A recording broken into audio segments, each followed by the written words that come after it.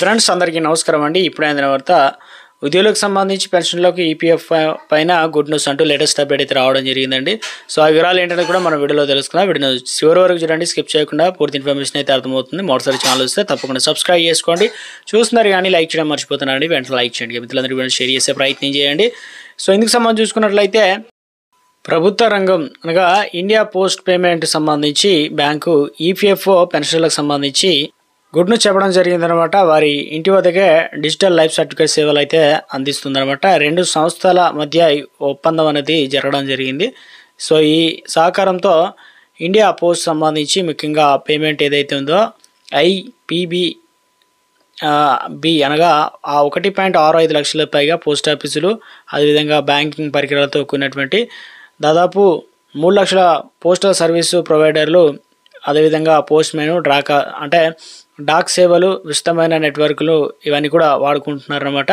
EPFO పెన్షన్లు తమ digital life certificate సమర్పించడంలో సహాయపడడానికి ఈ పరికరాలన్నింటినీ కూడా ముఖ గుర్తింపు, సాంకేతికత ఇవన్నీ కూడా అవసరం కాబట్టి వేలిముద్రలు, బయోమెట్రిక్ ధృవీకరణ, డిజిటల్ ప్రాసెస్ అనేది చేయడానికి వీటిని అయితే యూజ్ చేస్తున్నారన్నమాట. సో ఇక ముఖ్యంగా చూసుకున్నట్లయితే 1995 నాటి ఎంప్లాయీస్ పెన్షన్ స్కీమ్ కింద కూడా తన పెన్షన్లో డోర్ స్టెప్ డిజిటల్ లైఫ్ సర్టిఫికేట్ను అందించడానికి ఇండియన్ పోస్ట్ పేమెంట్ బ్యాంకు ఏదైతే ఉందో ఎంప్లాయీస్ ప్రావిడెంట్ ఫండ్ ఆర్గనైజేషన్ ఈపీఎఫ్తో ఒక అవగాహన లేదంటే ఒప్పందం అనేది చేసుకోవడం జరిగింది, ఎంఓయు. సో సంతకం అయితే చేయడంతో గుడ్ న్యూస్ అయితే రావడం అయితే జరిగిందనమాట. డిజిటల్ లైఫ్ సర్టిఫికేట్ సంబంధించి పెన్షన్లు ప్రతి సంవత్సరం కార్యాలయానికి వెళ్ళడానికి బదులుగా వారి లైఫ్ సర్టిఫికేట్లు ఏదైతే ఉందో ఆన్లైన్లో ధృవీకరించుకోవడానికి అనుమతి అయితే ఇవ్వడం జరిగిందనమాట. ఇది ఒక ముఖ్యంగా సాంప్రదాయత కాగితం ఆధారితంగా సర్టిఫికేట్లు సమర్పించడానికి బ్యాంక్ శాఖలు లేదా ఈపీఎఫ్ఓ కార్యాలయం రావాల్సి వస్తుందని తొలగిస్తుంది అనమాట.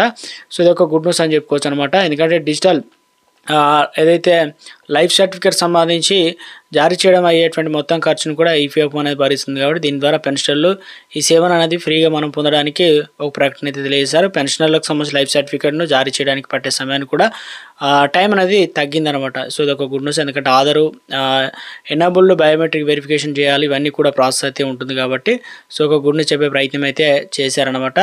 సమయం కూడా తగ్గిందనే విధంగా చెప్తూ ఉన్నారనమాట.